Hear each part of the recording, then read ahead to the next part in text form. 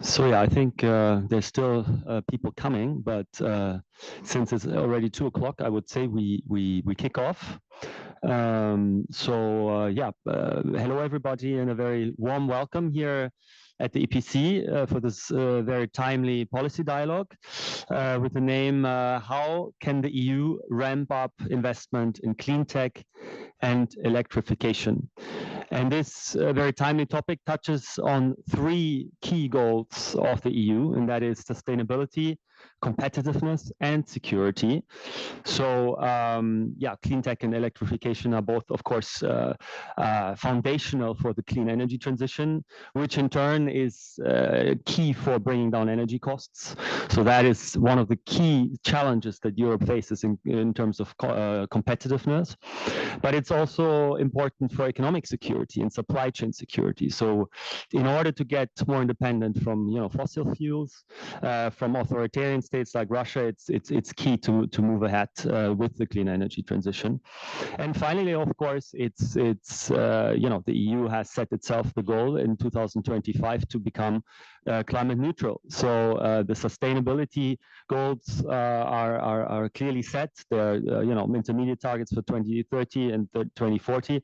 So this is really at the center of the EU's strategic goals. But the EU has fallen behind when it comes to clean tech, when it comes to electrification. Used to be a front runner, especially in technologies like solar and so on. But despite the fact there has been significant progress in the recent years, we see other actors like China, especially, but also the United States, taking the lead in a lot of these technologies. China, for example, taking over entire value chains, and in solar, that was the first case, but now we see them also moving ahead very forcefully in batteries. And these Chinese clean tech projects, they're also cheaper. So it's a competitiveness risk too. And why is that the case? That's the big question. And here we really come to the question of financing. So the United States and China, they have been so good in this because they've been good in scaling up investments in clean tech and building infrastructure, grid infrastructure. And the European approach has been way too fragmented, and it doesn't leverage its size. So this is really also the key argument of Mario Draghi in his report from last year. And this is most significantly the case when it comes to financing. Of course, we have immense investment gaps in the sphere of clean tech and electrification. They amount to 344 billion per year when it comes to the overall green transition investments, according to the Institute for Climate Economics. But there's, for example, just when it comes to grid investments, there's more than 100 billion that needs to be invested per year, according to ETSO-E. So what are the obstacles? What's holding us back here? So on the one hand, we don't have the integrated capital markets like the US. We don't have as much deep, firepower. Also, as you all know, member states have very little fiscal space. We just need to look to France, for example. But even, the more sort of frugal states are not in the same position as they used to be 10 years ago. And then there's a relatively little willingness to share more money on the European level.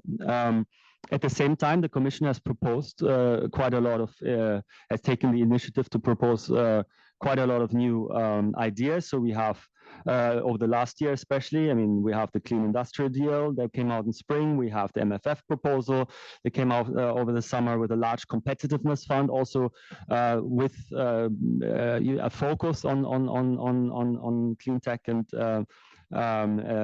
electrification, and there are proposals for state aid reform and so on. But this is also what we're going to hear more from our panelists.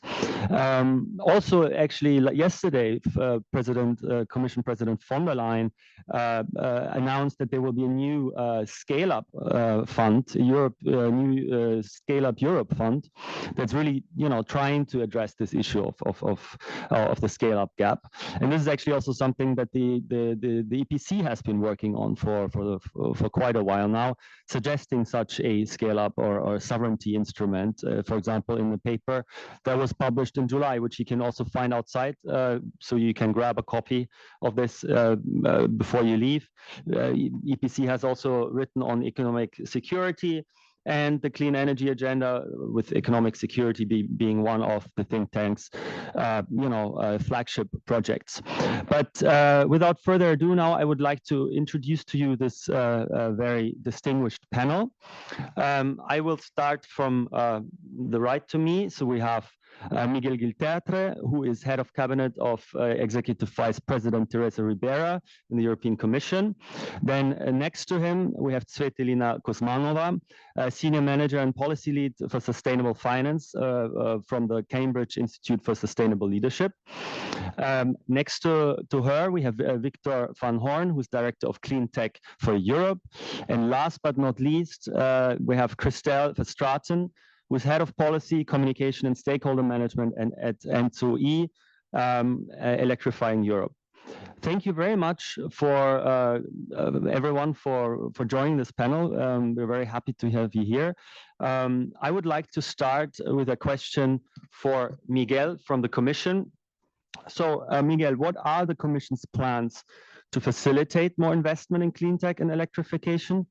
What role should the upcoming MFF and the proposed competitiveness plan play in this? And what's the plan for the months and years ahead? Very much for the invitation, and thank you very much for coming. I mean, coming back a little bit, to your introduction, I would say that the EU has now a critical opportunity. I mean, I take the comments you were making on China. On the US, I think it is different. What distinguishes us now, from the US is that we are predictable. We have a clear, sense of direction of where we want to go. And in any sense, we have no other choice. I mean, we are a continent that doesn't have, for the most part, any fossil fuels. We cannot compete on the basis of fossil fuels. But even in the current, geopolitics of energy, we have an interest of becoming, as independent as possible. This is why I think, the first element, that we already see is helping in attracting, private capital is the regulatory certainty and the predictability in a world where, this seems to be lacking, in certain regions. I mean, I could have taken, the comments you made at the beginning, a couple of years ago. I mean, everyone was talking about the Inflation Reduction Act.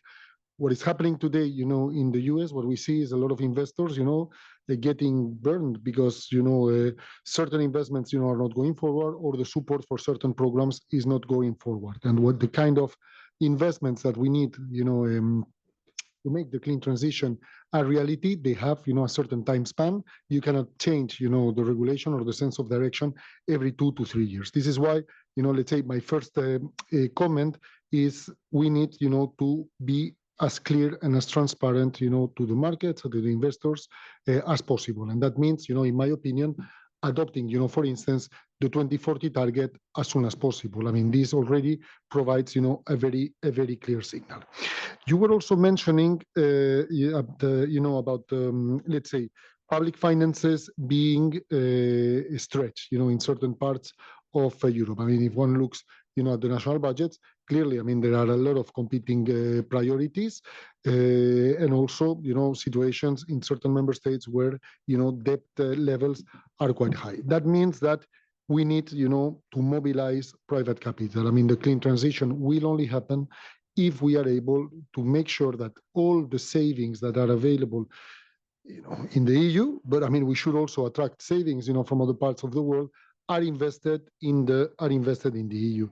And in that sense, I think that, and you also mentioned it, right, the big push for the Savings and Investment Union is critical. I mean, this is, have deeper, more liquid markets that are willing, to take more risk is clearly, one of the biggest priorities of the current Commission. Because, again, I don't think that the scale of change, that we are considering can be provided only by public budget. And we have done, wonderful things, in my opinion, in spring with the new Clean Industrial Deal State Aid Framework, so as to frame, the investments from member states to support this clean transition, nor with the MFF, which will be also constrained. We have priorities like defense and others that are quite important. So in terms of use of the public budget, this needs to be used as a catalyst, and help in mobilizing these investments by lowering, somehow the cost of capital, or providing, risks instruments, or equity or guarantees that can help, the business model at the beginning of the projects. I think that we have the successful, let's say, example of InvestEU.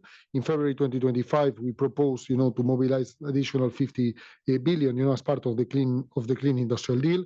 We're working, very closely with the EIB, but also with national promotional banks, to be able to develop, this guarantee and counter guarantee programs. And also we have, the industrial decarbonization bank, in the pipeline, that, in our opinion, will complement the ETS price signal and help bridging, funding gaps.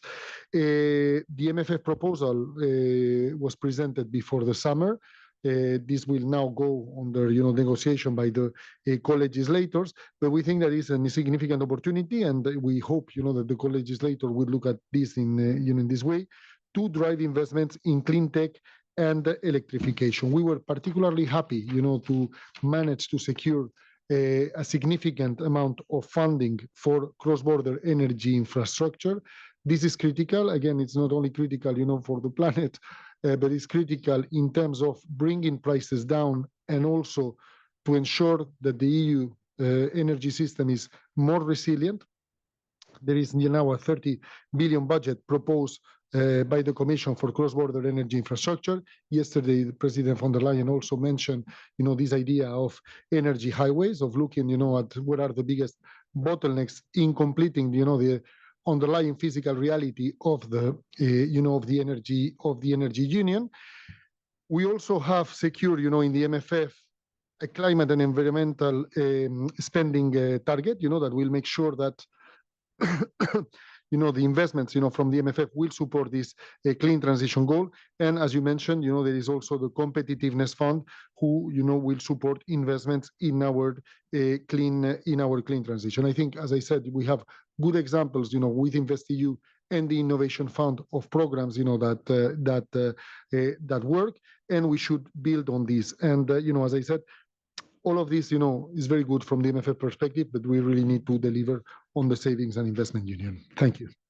Thank you very much, Miguel. Yeah, it was for this summary of what the Commission is doing currently, and also for underlying that this is really a moment of unique opportunity, with the United States being, not very steady, let's say, in their politics, and the EU being able to play their advantage in terms of, predictability and regulatory steadiness. So I think that is very important to stress that again. And I think the EU, if it takes the right choices, also when it comes to capital markets development, when it comes to also developing a global euro more, it has the opportunity to attract significant amounts of capital. And if we have the risking instruments that some of them you of course have been talking about, then this can go a long way in filling these investment gaps. But I'm now turning to Victor, because you of course represent the clean tech industry, and would be interesting to hear your reaction also to what Miguel said, and whether you think this is enough. What do you believe is really needed in terms of how can private investment be crowded in better? How can we generate more investments from inside and maybe also outside the EU? What's the de-risking instruments that are needed, and is this what the Commission is doing, or is something lacking? So please, the floor is yours.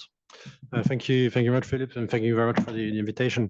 I think I want to first take it a step back and look at the context we live in. And we've probably, this room has all listened very carefully to the speech of the State of the Union yesterday by Ursula von der Leyen. I think the description of the geopolitical context is something that is really essential here, which is we've seen the relationship with the US deteriorate, and also our bargaining power as Europe is, it's been abundantly clear what position we have.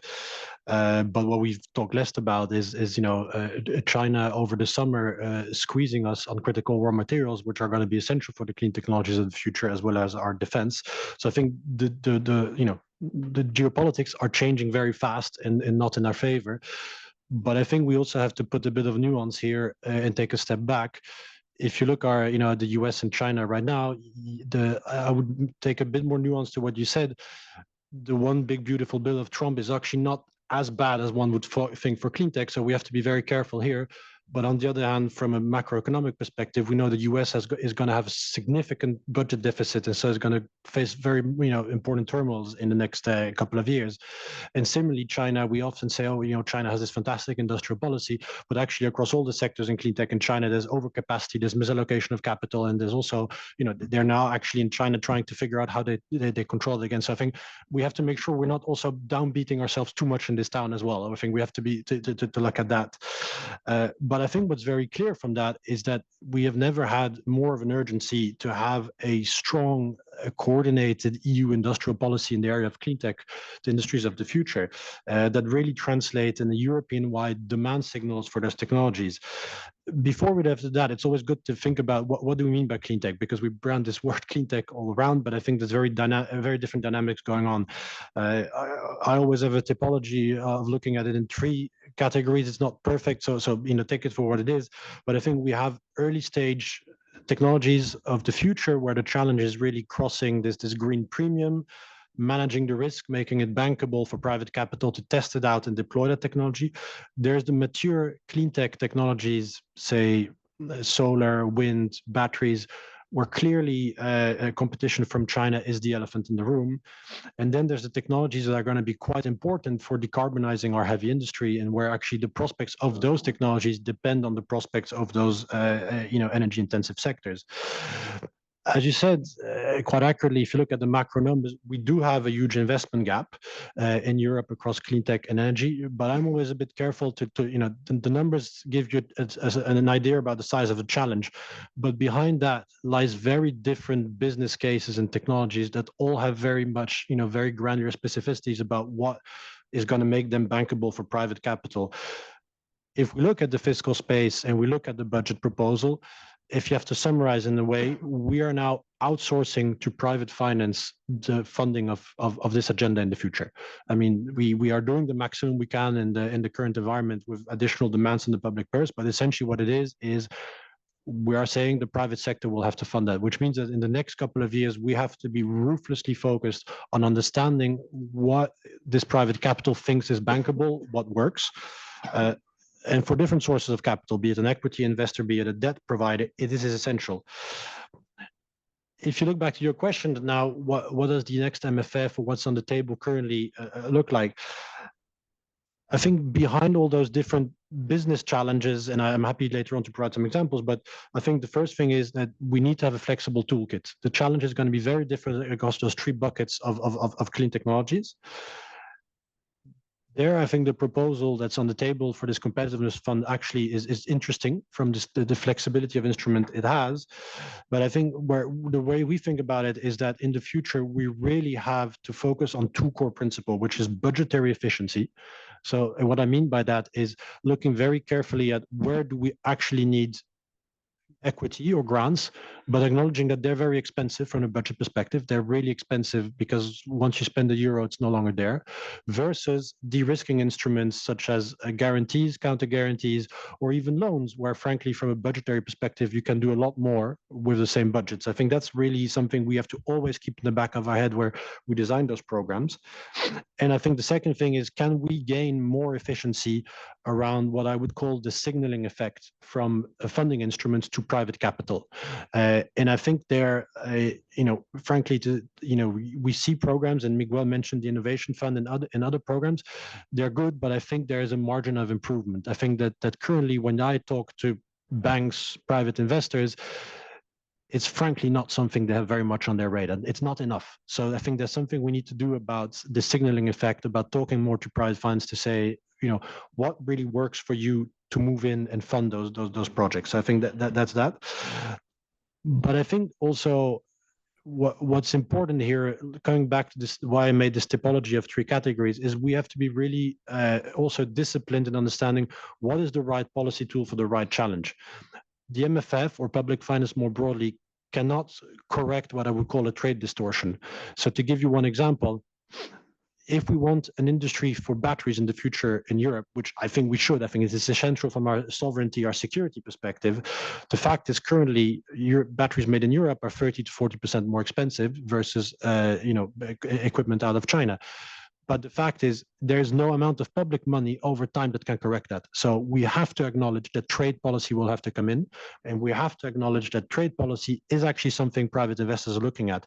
That a made in Europe requirement, that local content requirements for a select subset of technologies is actually a signal that private capital is now on the sideline looking at and saying, do we have the courage and the ambition to do that or not? So I would close out by saying, we have never had a more important time to have this really integrated clean tech industrial policy at European level, which really keeps all the toolkit of policy on the table. That means competition policy, trade policy, de-risking public finance.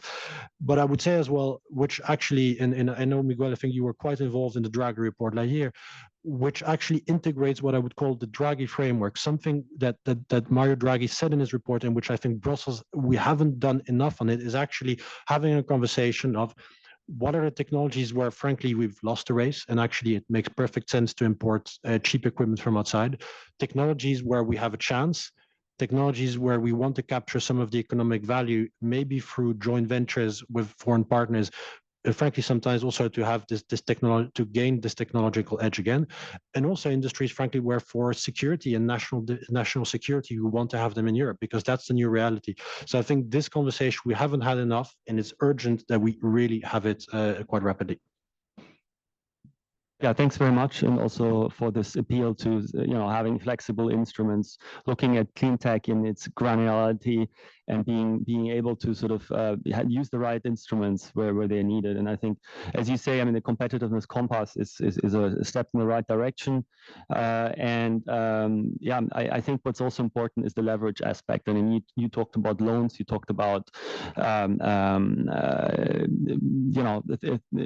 financial instruments that can actually crowd in more other actors, and I think that is key. And I think here we see the InvestEU model has worked quite well, but I think if this Competitiveness Fund manages to scale that further up and also bring in the financing of other implementing partners, like, for example, national promotional banks, which hold altogether 2.6 trillion euros in assets in Europe. If you can get that money more involved in European projects, I think that would be very important. And of course, your points about trade and competition policy, I think it's important to see this holistically. And I think this is also the debate about this sort of competitiveness coordination tool, or whatever you want to call it, whether it's a semester or any sort of coordination of these policies across DGs, I think will be extremely important. So now I would like to turn to Christelle from ETSO-E. So upgrading and expanding electricity grids across Europe requires, as we've heard already, large amounts of infrastructure finance, of capital. And how can the EU build a public-private finance ecosystem, or improve its public-private ecosystem, financing ecosystem, to deliver this? Again, do you think what the Commission is proposing now is enough? And also, what do you expect from the upcoming grids package? Well, thank you very much. A lot of questions. I will try to answer to all of them. Well, first of all, before I start getting to the replies, indeed, it's important to give an idea of the scale of the challenge. And you quoted some numbers here. But indeed, in our forecast to achieve decarbonization and electrification, we have estimated that Europe needs to invest more than 800 billion euros in its grid by 2050. And so that means massive upgrades in cross-border connection, in storage facilities, and in digitalization. And yet today, our pipeline of projects falls short. By 2030, our system needs are expected to be 80 gigawatts of new cross-border capacity, but only 35 gigawatts are in development. By 2040, the gap widened further, estimated 108 gigawatts are required and only 80 are planned. So if we do not accelerate, the cost of inactions are stark. Higher energy bills for households and businesses, bottlenecks for renewable projects, exposure to external dependencies, and weakened competitiveness. And so to that, what must be done according to the TSOs? Well, we need indeed a policy and a financing framework that makes the grid investment a strategic priority. It's not a cost to be contained, it's really an opportunity. And for us, it means three things. It means stable and forward-looking regulation, first of all. It means scaling up financing tool and anticipatory and holistic planning. So let me go back to stable and forward-looking regulation. I think it was alluded earlier also by Miguel. Transmission system operator must be able to raise capital at scale. We're talking about massive investment, about big projects, but also about very long projects. So they need investment grade credit ratings, predictable cash flows, and remuneration methodologies that reflect the real market conditions. The regulatory regimes must reward these anticipatory investments, the projects that are built ahead of demand based on long-term scenarios, rather than penalize them for temporary underuse. Because the delays in delaying grids are far more harmful than temporary overcapacity. Secondly, scaling EU financing to financial tools. The CEF, the Connecting Europe Facility, and the European Investment Bank, already play a very important role, but they must be expanded and adapted to today's unprecedented scale. Grants, guarantees, counter guarantees can de-risk high priority cross-border projects, and therefore they can attract long-term private capital. New funding mechanisms may also be needed to cover costs that cannot be assigned to a single country. In short, public capital must act as a catalyst for private investment. Three, anticipatory and holistic planning. Europe must adopt a long-term system-wide planning that integrates generation, demand, transmission, distribution, and storage. National development plans should be the anchor of anticipatory projects, such as offshore corridors in the North Sea, in the Baltic Seas, or smart grids ready for electric vehicles and heat pumps.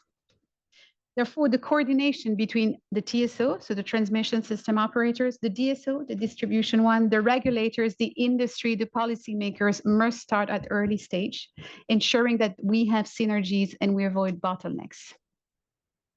Third, innovation and optimization. Before we build new lines, we must make the most of what we have. Digital technologies like digital twins and real-time analytics can provide an optimal grid operation and condition-based maintenance. In this regard, our team, the NCW Research and Innovation team, has developed a roadmap that really points at the way toward resilient, sustainable use of existing assets. But security must also be a priority. And in this case, the EU should establish the proposed cable infrastructure fund to finance grid protection and resilience measure. And finally, the political alignment. The real challenge is not designing the new governance framework, it is delivering on the commitment already made.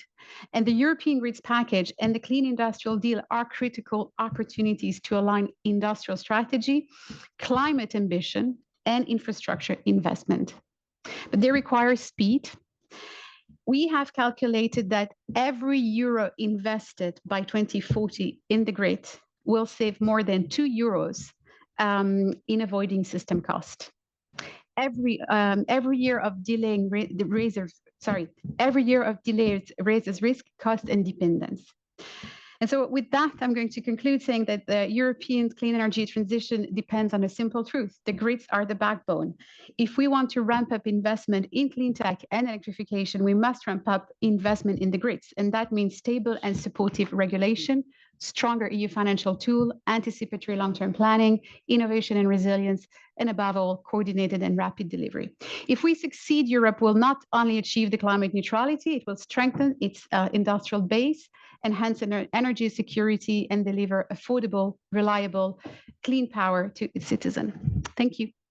Thank you very much, and yeah, also for underlining, the network effects that come with this, how much money you can save if you cooperate European level, if you invest together. This is really a classic case of a European public good. So this, yeah, and thanks for drawing the attention to the need for political alignment, because I think that is really a big obstacle here still, but also bringing in digital tools, the holistic planning that's needed, and also the financial instruments that are needed, and that we need a larger Connecting Europe facility, or an equivalent facility. So yeah, with that, I would like to now turn to Christian Stenberg, who is Deputy Permanent Secretary at the Danish Ministry of Climate, Energy and Utilities. My apologies for not introducing you in the first round, but you are very, very welcome, and we are very happy to have you here. Of course, you're representing the Council Presidency, so that is a very valuable moment to get input from you, from Copenhagen. And as we all know, Denmark is one of the leading countries when it comes to clean tech development, when it comes to electrification. So we'll be very interested to hear from you what the Danish Council Presidency intends to do to push forward the topic of clean tech investment, of investment in grids, and also what kind of lessons you think Denmark holds for the EU as a whole, and also for other member states, when it comes to developing a strong clean tech industry and increasing the share of renewables. Well, thank you very much, Philipp, and I do apologize for not being able to be with you today, and therefore also completely fair and understandable that I was forgotten in the introduction, but very pleased to be here, and thank you also to panelists for some very, very good remarks. Indeed, today I sit here as a representative of member states in the council, but as you asked to Denmark, allow me to put on my Danish hat for a while before putting on the European. And the Danish approach has very much been one to construct a system that is principally driven by the market and price signals. So today we have no subsidies for renewables onshore, but do everything we can to create the incentives for investments in renewables and create the business case and remove obstacles from the market. And this also includes extra carbon pricing in addition to ETS to support the driver of, for example, electrification and transition of the Danish production system. And this has been coupled with also investment support. So we have increased carbon pricing, but coupled with reinvesting those funds into the industrial sectors to transition them. And I think there's some lessons to be learned at the European level, which fortunately have also been taken forward. But we also in Denmark see the challenges. So we have challenges of permitting, first and foremost. That's the biggest risk for our investors. They say permitting. It's a huge risk for them. It delays, it increases costs and risks hugely. And that is doubly unfortunate because those are costs that are avoidable. So that's really a no-regret area to look at, and very pleased that that's also been taken forward. Then there's the risks of large-scale projects and inflation, increased price due to inflation, but also pressure on value change. We've seen this on offshore wind, which a couple of years ago, we could make offshore wind without subsidies and actually get money for establishing offshore wind. That has very much changed, and therefore we've also been forced to look into financing schemes where the government takes upon risks through a CFD. So very much come down to how can we mitigate risks in the market via government intervention. And thirdly, in Denmark, we have a lot of resources to produce a lot of offshore wind, also more than we do today, and do that at cost-effective prices. But what we also see is that the European framework to really bring that resource into play is not there, and it can't rely on Danish taxpayers to pay for cheap electricity for European neighbors as much as we love our neighbors. I think the incentives and the framework needs to be there, and it isn't yet. And one example is the work we have on the Baltic Sea and the North Sea. We are still working very hard to make that work. So that's the Danish experience, but I think it also crosses over to the EU. And indeed, at the EU level, energy is very much a priority for the Danish presidency for many of the reasons mentioned, for reasons of competitiveness and security, absolutely essential. And at the same time, financing is very much a part of that. And in the margins of the informal energy ministerial we hosted in Copenhagen last week, we had a very big conference on energy financing in particular, and a lot of focus on how do we leverage private finance in cooperation with public funds, because also very much agree with the points that as important as public finance is, there's not enough public finance in this world to finance what we need. So we need to be smart about it and find new ways of leveraging those funds. Also, thank you very much for looking at this in a nuanced way. Clean tech is many things, and financing are many things, and sort of deconstructing the challenges into its various bits, I think, is really important in order to get to those specific solutions that are most appropriate across the board. And I think this seminar is very valuable in that regard. And finally, I can be sort of a bit more specific on how do we then take this work forward during the Danish presidency. And last week in Copenhagen, we had a discussion amongst ministers about what are the key elements in the post-2030 framework. And the first element is implementing the 2030 framework that we stand on. And that's very, very important that we implement that and find the solutions on that first to provide the certainty and the clarity. I agree with Miguel, the 2040 target is also very important to bring that predictability to investors, and being a presidency climate minister as ministry as well, we're working very, very hard on ensuring as much progress and clarity on the climate targets as possible. But at the energy ministerial last week, we discussed what are the key elements, and huge consensus around predictability, simplicity, technological neutrality in the sense that we need all clean energy production from all sources. That includes nuclear, but it also includes a lot of renewables, and those two can complement each other. So we have to get away from this discussion we've had in recent years about a nuclear versus renewables. We need both, and we probably need policies to support both with their various natures.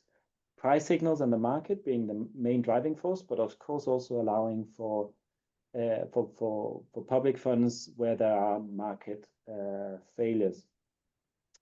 And then, so I think a lot of consensus emerging on these points, and I very much like to thank the Commission for the excellent work they've done in putting forward an excellent agenda for energy. Grids, absolutely key for establishing the energy union, and very, very good to see CEF funding for energy being 5-doubled proposed in the Commission proposal. That's absolutely essential. And then the grids package that will be put forward later this year is equally important, especially to remove those obstacles in permitting that still persists. The proposal on the Industrial Decarbonization Bank is also very important because it does provide a possibility to finance transitioning some of Europe's production system. And I think we've done this in Denmark, and we see it works very well in conjunction with carbon pricing. So I think that proposal also holds a lot of potential. Electrification, absolutely key to transition into electrification. That would also be cost effective for Europe's industry, and we'll host a first discussion on how we increase electrification at the EU at the Ministerial EU Council in October to provide input to the upcoming electrification strategy of the Commission coming next year. But absolutely essential to identify the barriers. Why is electrification not happening? When we know it's cost effective, what are the barriers and how can we push that forward? And finally, last week in Copenhagen, the Commission launched the so-called tripartite processes on a number of sectors. Last week, specifically, a tripartite process on offshore wind and one on storage was launched, and the Commission has announced that more will be upcoming. But it's a concept where private sector, public sector, finance institutions get together and make a plan for each sector and look into, with more granularity, how can we bring forward investments in that sector. And we know from our Danish experience with tripartite agreements, we've had one in agriculture, and if you can succeed in agriculture, I'm sure it can work in energy as well. That if we work together, we can make these ends meet. So I think that's also very interesting, and the EIB was also present and will be part of those processes to see how can we leverage that financing. So lots to work on also in the council during this half year, not least due to the excellent work by the Commission. Thank you. Yeah, thank you very much for giving us an overview on the agenda. What are you pushing forward? And good to hear, the importance that the Danish presidency attaches to this topic. Also interesting to hear the sort of Danish way of doing things. We're very much, concentrating on ETS, increased ETS and extra carbon pricing. And it seems to me that it's quite a market-based approach compared to maybe some other countries. Thanks very much for these insights. I mean, I'm sure later on we will dig deeper on some of these topics, but now I would like to turn to Tsvetelina. So can you tell us a little bit more how you think a better public-private investment ecosystem for clean tech and electric grid infrastructure can be created? How can we get, for example, institutional investors on board? Those have immense amounts of capital, more than 10 trillion euros in the EU in pension funds and insurance companies.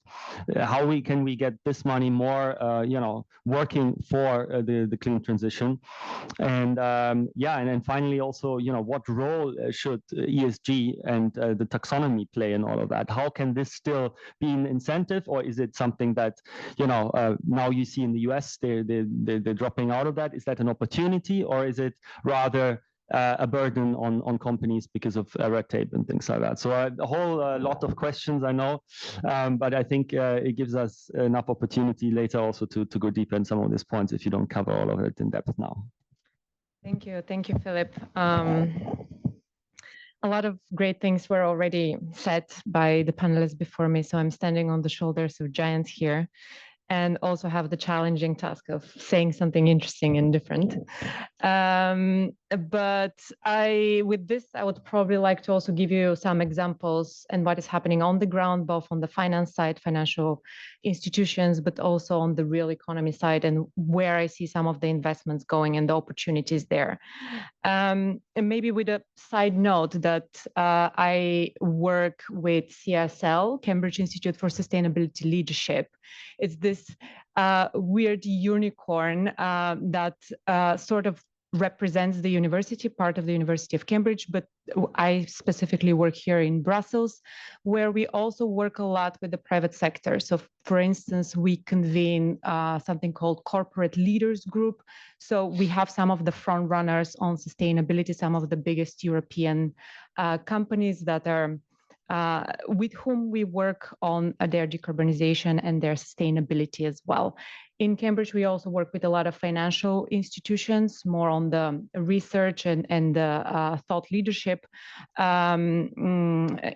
incentives for the decarbonization, again, sustainability. So I can give you some examples also from both sides. I think that might be interesting. So first, maybe to start with the investments and the private investments, because we keep hearing that for a lot of the clean tech investments, grids, electrification altogether, we will need a lot of private capital and private investments, private investors to step in. I find some interesting trends there. A pleasant surprise to me, because we do see a lot of the pushback and a lot of now very dreaded a lot of the ESG rules and regulations. It all started with the anti-ESG push coming from the US, but you have probably all seen the news of big institutional investors, asset owners stepping in and really trying to work more with the asset managers. There might be some retreat on the asset manager side under the pressure to retreat from such green and clean investments. But the asset owners, especially, maybe you have seen Dutch pension funds with whom we also work, they're stepping in to outside of only pure returns, also to put pressure on the people they work with, that sustainability and clean tech investments are quite significant. And the reason I'm mentioning this is because obviously with clean tech and grids and electrification, there are different types of factors, different types of investment, different size of investments as well. But for something like grids, and especially cross-border projects, you also need to get past this short-termism thinking, and with asset owners and big institutional investors like the pension funds, this is a great opportunity to think more long-term and large-scale investments. So I just wanted to say that despite a lot of the pushback on ESG and such investments, there is a lot of money within Europe, and there is a lot of demand to be spent at the right place. So money, the finance for me is not necessarily the bottleneck. It's more like the policy and projects on the ground, and how to get the money into the right place, and what kind of instruments we use. I also get to work with a lot of corporates, different sectors, very large companies, some from hard to abate sectors, and some of the ESG framework, some of the ESG rules that Europe has created, I do see that is guiding their thinking.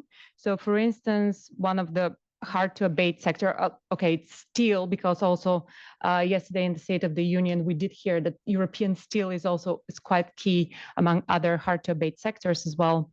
So one of the members we work with, for instance, they have put 6 billion euro into the decarbonization of steel, into their decarbonization pathway. European clean steel is the goal here. And what I keep time and time again is that they need the price stability, because it's a very long-term investment for them. They need the price stability with ETS, and they need the policy clarity and consistency. So what such big investments, even when it comes from the companies themselves, they need the clarity and the policy support and the price stability as well. So it was good to hear also about the decarbonization bank, and the ETS price stability was also mentioned there. This is one of the public instruments that we are very much looking into and expecting next year as well. But through the transition thinking of some of these companies, I do see that electrification is obviously identified as a key priority for a lot of them in different sectors and different kinds of companies. So electrification is consistently identified, and some of them have even shared it was through this process of our long-term thinking and planning of how to decarbonize that we come to these conclusions of where we need to put our money in the future, how do we want to see the business and the sector also develop over time. So for me, there is a lot of movement. This is obviously not the whole economy, and we have a lot of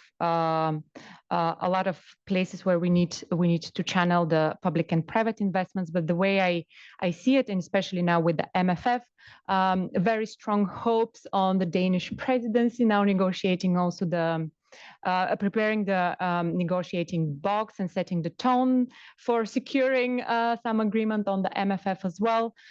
So we already do see with the proposed MFF some signals of how public money can definitely support and channel and guide some of the private investments as well. But the way I see it, public money can buy the risk.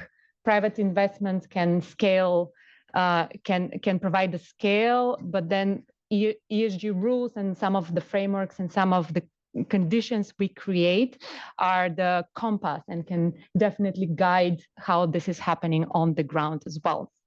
And because you mentioned the taxonomy, one final example of some other sectors and companies that I have noticed, we now this year see the first issuance of the European Green Bond under the issuing of debt under the European Green Bond standard. This is a new tool, very much linked to the now dreaded EU taxonomy. I know that there is a lot of retreat from the ESG, from the regulatory framework, but we see time and time again that people actually use it, and we see how it helps attract investment. So the very few first green bond issuance by some European companies, they're many times oversubscribed. There's obviously a very clear demand for it.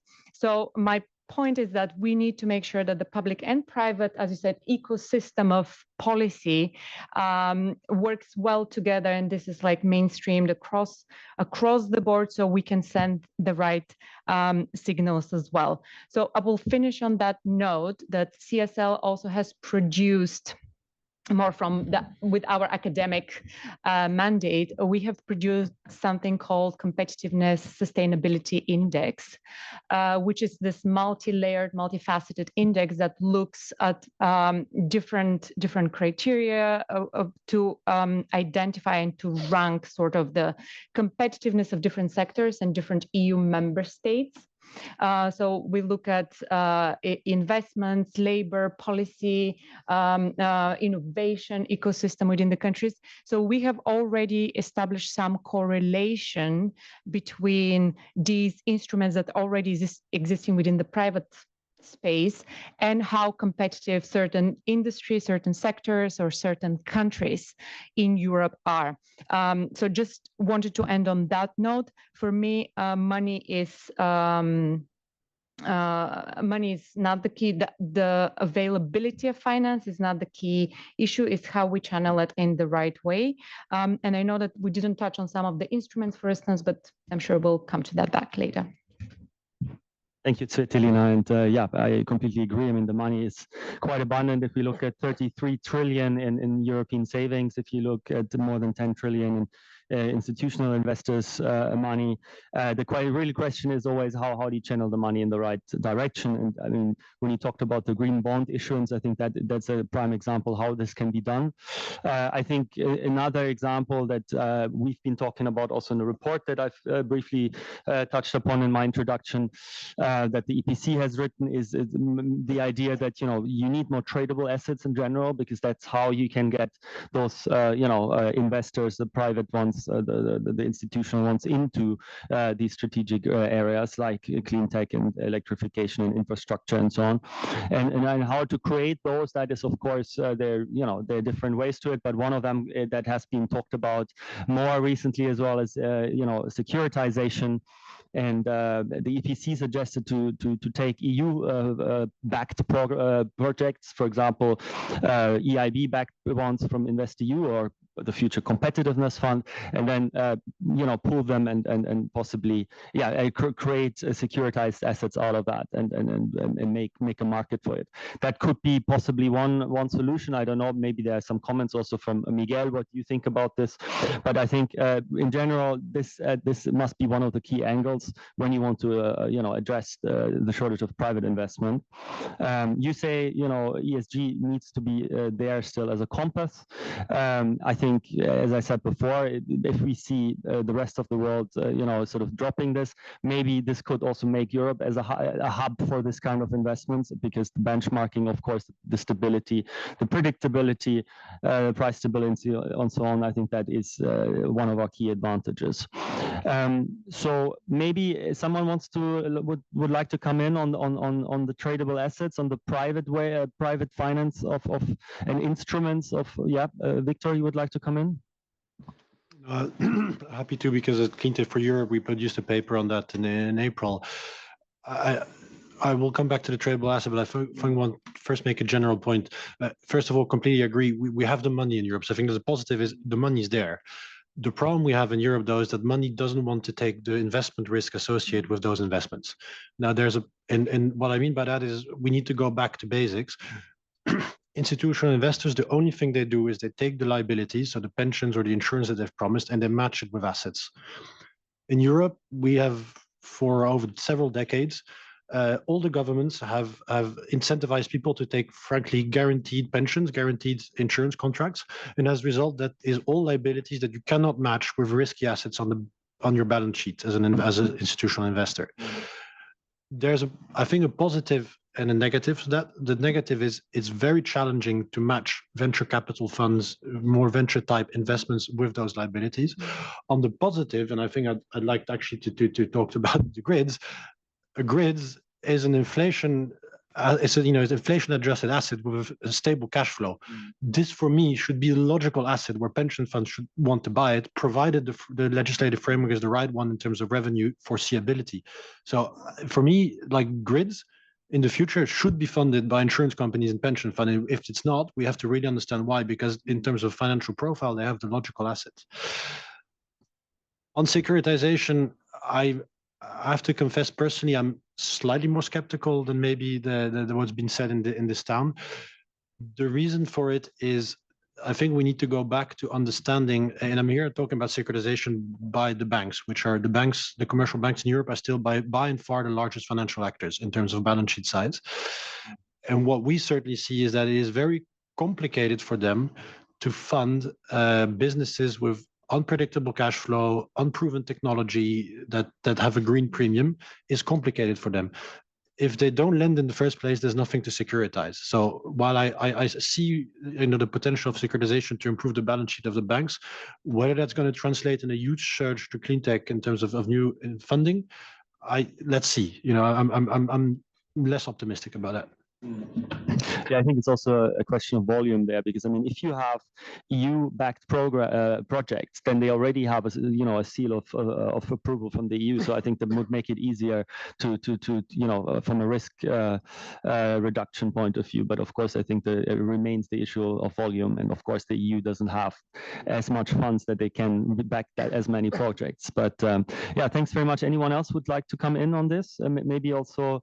When it comes to grids, I mean, as you said, I mean, it's a stable source of income. It's why are we not seeing more investments from pensions funds, from insurance companies on that? Maybe Christelle, do you have a point of view on that?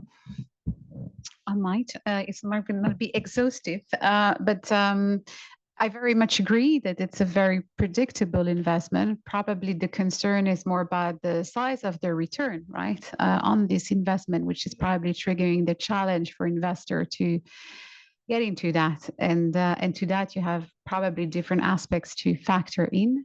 One is certainly the tariff policy, which is a very complex one and certainly a national one, not something you can regulate at EU level. So despite indeed it looks pretty straightforward, there are probably a few parameters that still provide that uncertainty for it. So certainly they can be tackled, but again, it needs to be addressed from different angles, I would say. Yeah, I think when we started talking before, when I started talking about member state financing and EU financing, then we of course see that 1% of GDP in Europe is EU spending, and 50% of GDP is member state spending. So clearly, there's a lot of potential if member states do more, and especially if they cooperate more, if there are more synergies. So for that purpose, of course, the Commission has created the IPCEI frameworks, the important projects of common European interest framework, and there are IPCEIs, for example, on batteries. So the question is here, I mean, of course, we've seen a couple of those projects, but the amount of investment that has been generated through them is relatively limited. So how could that, would there be a possibility to change that? I mean, the EPC made some suggestions in this paper how this could be done, including, of course, making state aid easily accessible, but also putting in an EU element in funding and working more with the funding also of national promotional banks, but also maybe from the experience. I don't know if in Denmark you have had what the experience has been with this IPCEI framework, and I don't know if Christian, if you have some experience that you can talk about, and if you maybe have some ideas on how this could be improved. Well, thank you very much.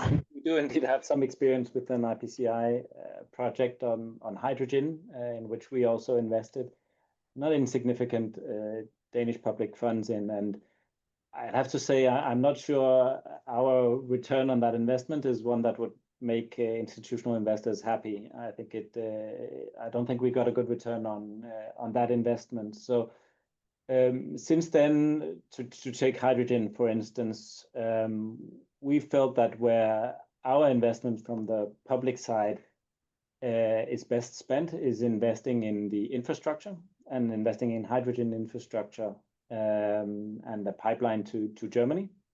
And I think many of the financing difficulties we have is that there are so many chicken and egg dilemmas everywhere in the green transition, because we have to force it at speed, and we can't wait for it to happen over many decades in sort of incremental progress. And from the Danish perspective, the Danish government has taken a lot of risk upon itself to finance the infrastructure, and we do believe that's a good place for us to take the risks, but still linking that to investments in buying up capacity of the infrastructure from the private sector. So I think that's the approach that we have favored in looking into how do we build the value chain, and where do we most effectively take upon the risks of on the government side. So that would be the lessons learned in that instance on IPCEI from our side. Thank you. Maybe Miguel, do you have some points to make on that? Other issues that have been said, because I think it was, quite interesting. I mean, the let's say the interventions, in the panel. Yeah. I mean, before coming to the IPCEI, because I think, I mean, there might be a bit of a misunderstanding on what IPCEIs are. I mean, I think that, if we are looking into developing grids, and if we are looking, into developing interconnections, I think we have a very, very good tried and tested system, with Connecting Europe facility on interconnections. I mean, we have the example of the Baltic Interconnector. I mean, these are projects, and I liked very much, the let's say the interventions, and when we are saying that, the clean transition means, a lot of very different investments, in terms of return of capital, and also on duration. I mean, an interconnector takes usually between 7 and 10 years to be built. So this is not something where, I would say a venture capitalist would come. I mean, it is something where, a pension fund might be interested in coming, provided not that, we facilitate state aid. The system is tried and tested. But the problem might be, in the coordination of the permitting on two sides of the border. Sometimes the fiscal year is different, and this we have seen in cases in the past, or sometimes, let's say, the permitting from the environmental perspective follows, a complete different path across member states. And these are, the real bottlenecks that we can facilitate. And sometimes, these bottlenecks are not European ones. are really national, even regional, and sometimes even, at the level of a municipality. So, I think that, we need to be very, very granular when we look, at the green transition. And also, Victor, I think he was making a very important point, also linked to the Draghi report, that we need to become more granular when we look at the different sectors. I think, the point on trade policy is extremely important. But sometimes, the discussion is portrayed in a bit of a binary way. Should we be closed or open? Well, it depends on the product. There are different degrees, in being open and closed. And I think that, there is the point, because a lot of times, the discussion is focused on the price, but not on the quality or, the content requirements. And this is something that, we in the Commission are working, quite a lot. So, the point I think also that we have been discussing here on the flexibility across instruments, is extremely important. And as we mentioned before, there are different types of investment, different types of duration. But, there are two things that will make the clean transition more expensive. The first one, if there are doubts. Because, I'm sorry to break the news like this, but we will not be able to compete on fossil fuels.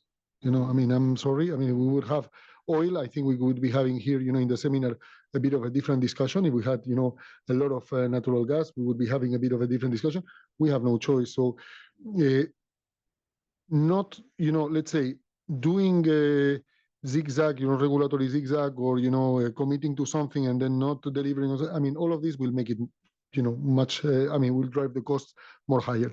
The second point is that we need, to coordinate better, across member states, because the system of the future will need to be a connected one in order to be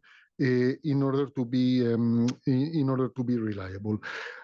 I liked, a lot the point about asset owners and asset managers. I think, the transition, and that's how we see it in the Commission, needs to be a business, and a positive business proposition. And therefore, it is very important, that the private sector drives it, but not because, the public sector is saying, please drive the green transition, but because, the business case is there. And, I would be very happy if you could share, some of the data that you have been working on also on the Dutch pension funds. But all of this, comes a bit, to the point that we had at the beginning of the discussion about having, savings and investment union. If we don't get the financial framework, right, to help, channeling these investments, because the money is there, I think it will not work. Thank you. Yeah, thank you. Anyone else who would like to come in on these points for now? Okay, then I think I would like to raise another point. So what about demand side measures that can be taken when it comes to investment in clean tech and electrification? What is the role of public procurement? And for example, also in the Industrial Decarbonization Accelerator Act. Maybe Miguel, you can also take that one if you want. Yeah, no, I think this let's say I think there is a big potential on the demand side. We're working on the on corporate fleets, for instance. So if suddenly all vehicles from the public sector are electric ones, that provides a certain signal and a certain stability. In terms of the public procurement directive, that is being revised, I think that this is where criteria related to resilience and the sustainability can be included. Again, not to close the market from a trade perspective, but to make sure that the goods that are procured by the public sector fulfill this fulfill these objectives. This reminds me a bit of a discussion that we had at the time of the Clean Industrial Deal State Aid Framework, where some people are saying, well, we need to force the public sector to buy European. This is not something that can be done legally, from the point of view of state aid, because what we look at is state aid is a lot of things. But if member states they decide to procure, with innovation, resilience, sustainability criteria, this is fully compatible with the state aid. So, what we need is member states, to procure according, to these elements. And I would be happy, if we would put, let's say, the focus there. Thank you. Yes, Victor. Or Tsvetelina, you first. Yeah. Thank you. I'm happy that the conversation sort of steered in the direction of the member states, because this is part of the missing piece of the conversation, I feel. And within the MFF, I have seen a lot of criticism for the proposal of how much more emphasis is placed on member states, and how this can be a disadvantage more for the regional policies, regional spending. But I do see this as a very important opportunity, and placing a little bit more responsibility in the hands of member states, because Europe, at the European level, we cannot provide the signals for everything, for the market and for investments. And member states, so far, we have had, just as a guiding signpost, we have had NECPs, for instance, and they're not verification necessarily against their progress. There is no incentives for member states.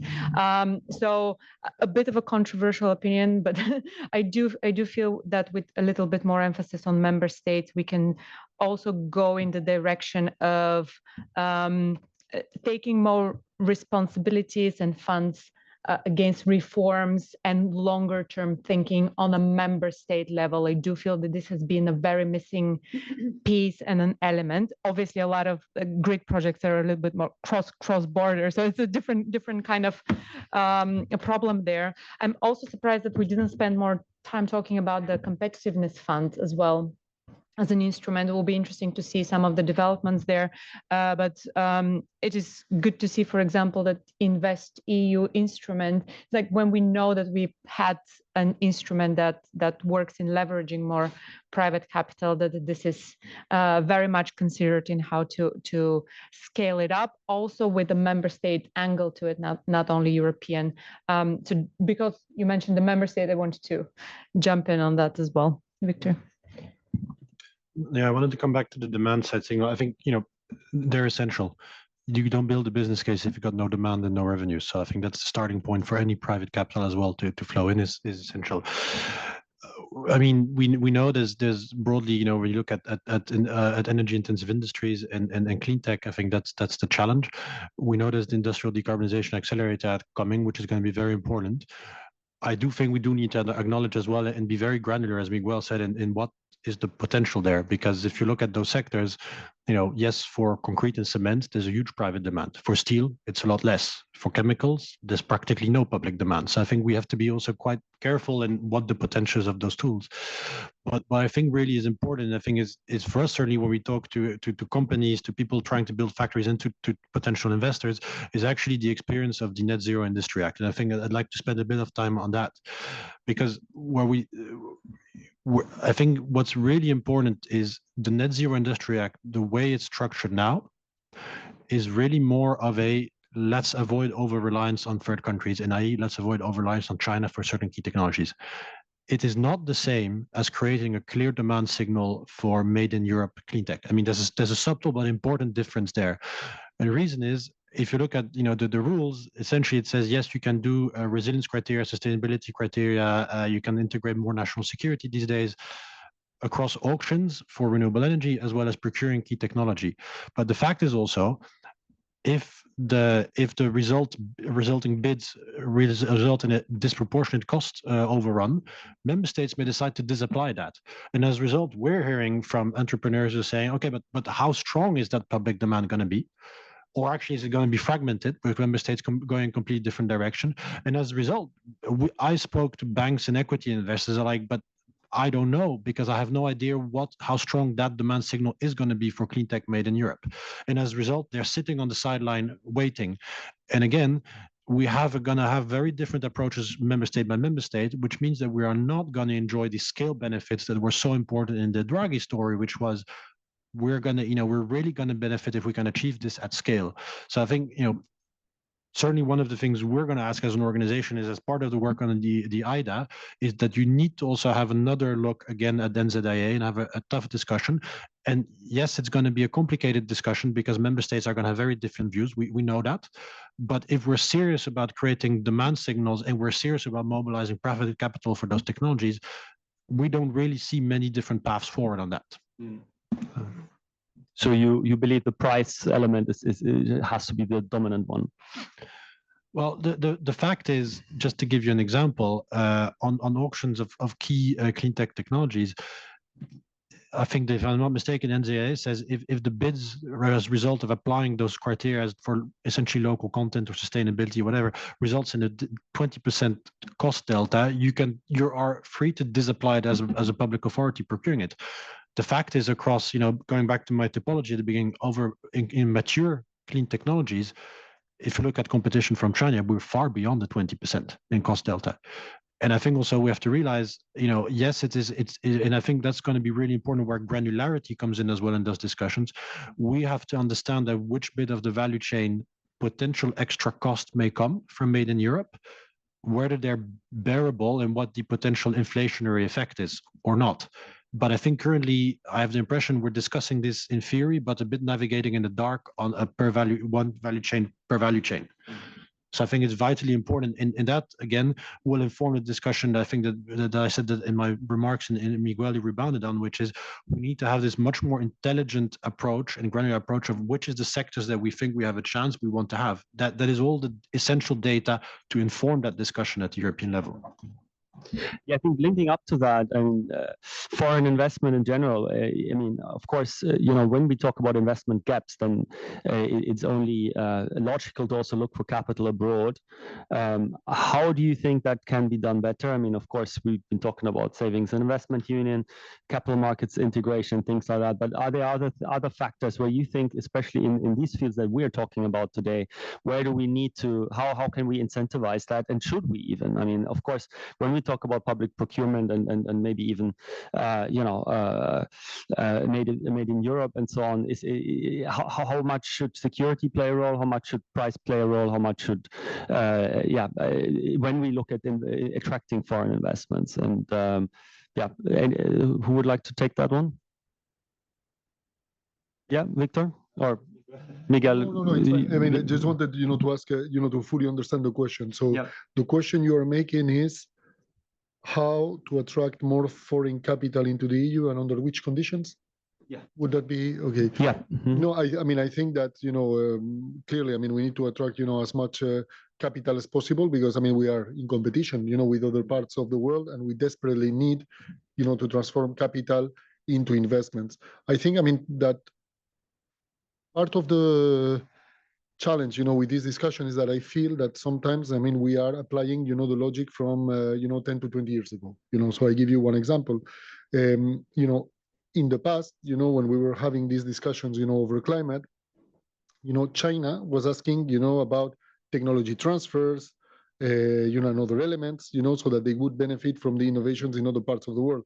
Now I am afraid we are not the leaders on many sectors anymore. So we might need to think, what are these new conditions for us to benefit, from technology transfers, for instance, from China or from others, and have, also a discussion or a framework about what is, this relationship, between the EU and other parts of the world. I mean, coming back to the point, on the member states, there might be differences, on how to treat, certain types of investments from certain types of the world, currently in the EU, and that might play to the benefit of those that want to invest, in the EU, because they might get, I mean, they might be looking for the best conditions around, if I can put it this way, and I don't know if that, is the best possible way to optimize, these investments into the EU.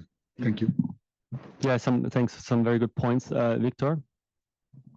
I think just for a reality check for everyone here, we track investments in clean tech in Europe, and I think whether you look at direct investments or even limited partners in private equity or venture capital funds in this specialty area, a lot of the money in there is non-European already. So I think we have to be aware that there's an enormous amount of money that is US, Canadian pension funds, sovereign wealth from the Gulf and from Asia, other sorts of institutional investors. So and what's interesting to see actually when I talk privately to some of our venture capital funds, are like, we get the non-Europeans to put capital in this, but we can't get the European institutional investors to put capital in this. So where's the problem? I mean, so I think we're already actually attracting quite a bit of capital from outside Europe in those sectors. But the second thing as well, which I think, I'm always careful here. I know that you asked the question, so there's a security vulnerability element as well. But I would say the advantage with these, quote unquote, real assets versus the stock market is that once the investment is made, it can't leave Europe. Once the factory runs, you can't just move the factory outside Europe. Yeah, and I think it's also interesting when looking, at how things are developing globally. I mean, you see the United States making investments conditional now and using their economic might to attract investments in particular fields. And I mean, this sort of investment agreements as a tool of bringing in investments into Europe, should that play a bigger role? I mean, we see, for example, sovereign wealth funds like the Norwegian Oil Fund, they have enormous amounts of money and they're underinvested in the European Union. What can be done sort of to attract more of those? And might there be a sort of a need for sort of intergovernmental cooperation or investment pacts or things like that? Anyone? Yeah, Tsvetelina? Maybe very briefly, I actually wanted to pick on your previous remark on the security angle, just as a reminder from the not so distant past of some of the investments for big infrastructure projects in Europe were actually coming from China, especially in the Western Balkans, Hungary. Some of the railway investments were actually coming directly from China, and that was potentially also part of at that time the Belt and Road Initiative. But just as a reminder that from a financial soundness perspective, that was also some of these also very questionable investments. So the security angle is also not to be undermined. But outside of that, on the sovereignty funds, and I think I have mentioned to you in your paper specifically on the pooling of such resources, I do see that having such pooled resources at scale does benefit, and it goes a bit in the direction of more Europe and harmonization of our pooled resources, where also the risk absorption can be better. So yeah. Thank you. Victor? I think not specific comment. I mean, the specific comment on the Norwegian Investment Fund. To my knowledge, they invest mostly in liquid assets on stock market, and they have actually zero exposure to private assets. So I don't expect them to necessarily go into the asset classes we talked about today. But I think in terms of investment backed, if you ask me where I'm most worried about, I would actually say it's the other way around. It's investments outside Europe in critical raw materials. Because I think that is our blind spot for this transition, is we are extremely vulnerable in the upstream materials. They're also extremely long investments, at least 15 to 20 years investment cycles. And there, it's very clear that there's absolutely, in this geopolitical world, I said at the beginning, there's absolutely no market logic anymore. What we have to understand is as we're trying to diversify, and as the United States is trying to diversify as well, China over the last couple of years has shown that it's absolutely willing to completely tank the price of those minerals to make private projects in those minerals completely unbankable. So I think this we have to understand that there's parts of the economy that are critical and where no market logic applies anymore. So I would say that is an area where I think we need to really, where actually, talk about European public good, actually that's a public good, external public good. And actually, frankly, there's even sectors where you don't need that much capital to secure the essential supplies. For example, heavy rare earths, which are essential for defense and cleantech, it's a tiny market in the world, but the problem is you have a real problem where you can't access it when you need it. So I think that's where I would say we can do a lot better as Europe, pulling our resources and have an external outreach to parts of the world where it makes total sense to partner with those countries.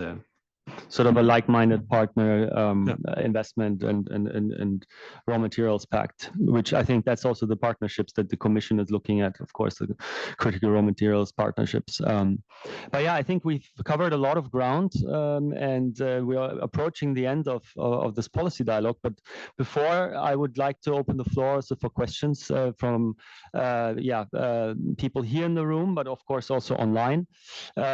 Please, raise your hand virtually or here in physically if you have any questions for any of the panelists.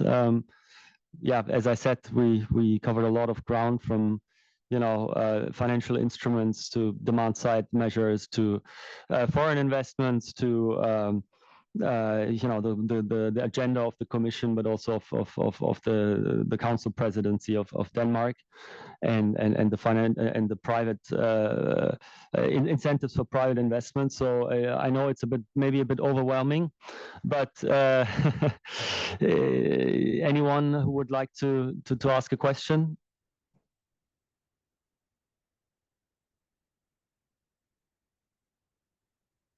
Yes, please. Thank you. It is a bit overwhelming, but I would just like to come back on predictability because it was mentioned a lot during this discussion. How do you consider the phasing out of free allowances of the ETS important in this predictability and in the signals that must be given to investors? Because this has been an important discussion in the reform of the ETS, and it's also linked to the CBAM, which is not for European investors, but important for our trade partners. So yeah, please, if you have any thought on this. Yeah, I can very quickly, although I imagine this is also like for the Commission to consider. So on the price predictability, the reason why I mention it in the context of putting money into long-term investment, and it is based on a certain price of the ETS. So if the price fluctuates, this makes the investment, the long-term investment makes it unfeasible. So price predictability is important. And in terms of signals, we have yet another very, very large piece, overarching negotiating piece on the table with the 2040 target, for instance, and how credits can play a role in that conversation as well. So I suppose that depending on how the conversation go, the price signals can also vary. So long-term stability, generally, when you make long-term investments, is quite significant, is what we hear from businesses as well.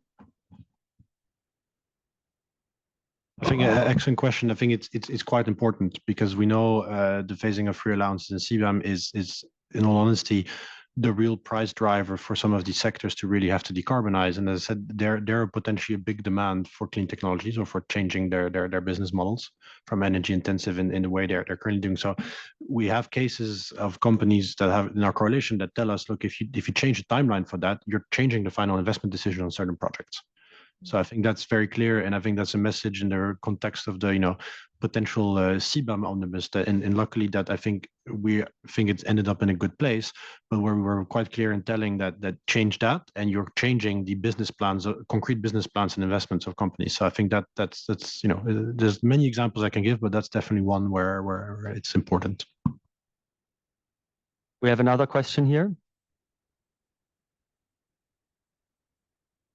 Thank you.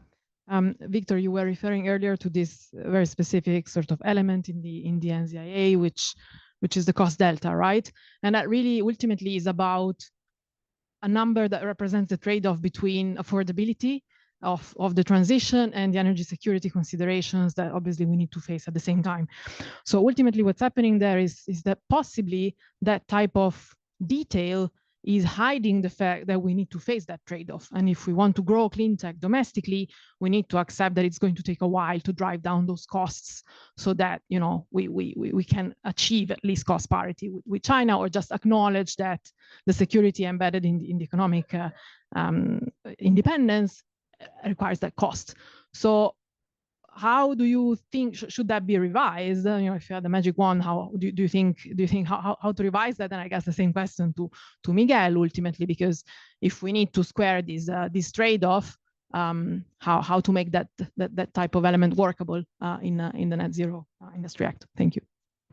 No, I think you're spot on. I think, you know, and we're certainly, you know, it's clear there's no free lunch, so there's going to be trade-offs. The question is more, it doesn't make any sense to do it across all technologies covered by the NZIA. I think that's the first point. And I think we need to get a much safer, a much more solid understanding of what I call the inflationary potential is, of whether you know, but I think also not wanting to go down that path, we have to be under no illusion that if we don't go down that path, then private capital is not going to step in. That's very much the signal we're getting from private capital, that they don't see it then, because as they say, it's very simple. They're like, you're competing with the Chinese on the European markets. How are you going to bridge the 30% cost differential? If there's no political strategy to do that and there's no clear target, why should I, as a bank or as an equity investor, put money in this venture? I think that's in a nutshell, this very simple calculation that's being made. Yes, please. Oh, I think you were first, huh? Oh.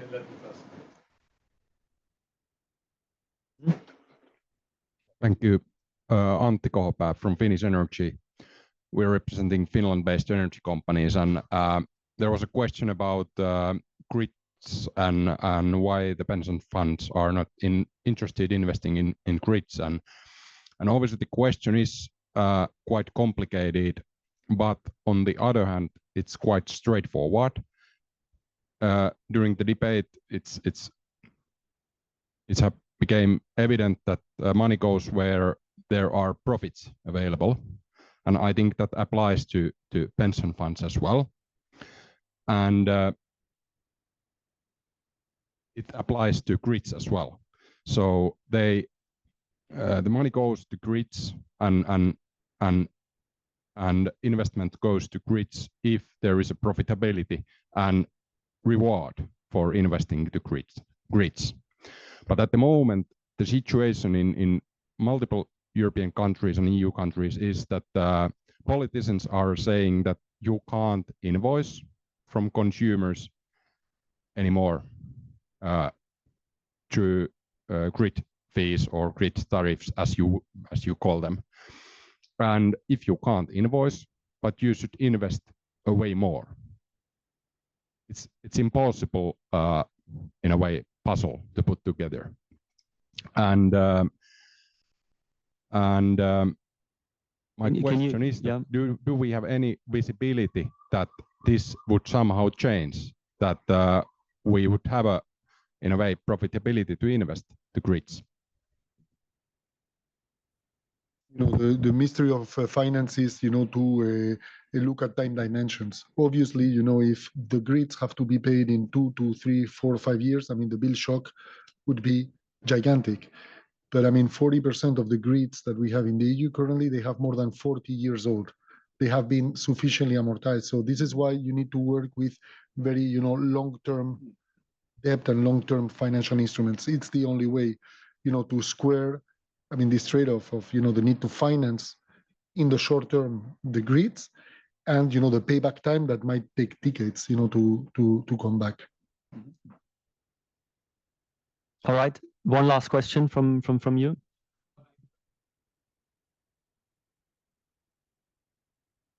Would you take the mic so online participants can hear you? Really from Sustainable Public Affairs, where we only do climate positive lobbying and work a lot with Cleantech. Just one question, sort of bringing together what we were talking about around the focus of implementation of this commission and bottlenecks often being at sort of national, regional, municipal level, and maybe the competition angle, but the non-financial, more the level playing field element and Cleantech. And I was just wondering, there we see, for example, in the automotive sector and charge points sector, Cleantech's trying to roll out charging infrastructure, but coming up against, for example, tendering processes that are bundled or de facto sort of excluding them from participating fairly. So there might be a tender saying you need to provide not only charging services, but also petrol services to build a motorway station. And I'm just wondering, in light of that, is if we talked a bit about the Commission has limitations in what it can do here, but is there any thinking in the Commission around how it can incentivize member states, regions, maybe to do more on this? Because I think what some clean tech companies are facing on the flip side is to take these cases to court across 27 different countries. And that's often kind of, will kill the business case for a clean tech trying to roll out this infrastructure. So maybe the answer is no, but just wondering if there's any thoughts in the Commission on this. Thank you. I mean, I think, as you mentioned that, best practices, are the kind of thing that, the Commission is always promoting, with member states. So, yeah. Thank you. Yeah, thank you very much first to our panel and everyone who participated for the contributions and insights, and of course also to everyone who came here in person but also online. It was a great discussion. I think it was we covered, as I said, a lot of ground. It's an extremely complex and wide topic, so I think there's enough food for thought for everyone going forward. Yes, thank you very much again, and have a nice afternoon on the way out. If, as I said before, they are the two reports from the EPC that are touching on the topic. If you're interested, you can take a copy. Yeah, have a good trip home and have a nice afternoon. Thank you very much. Thank you, Christian.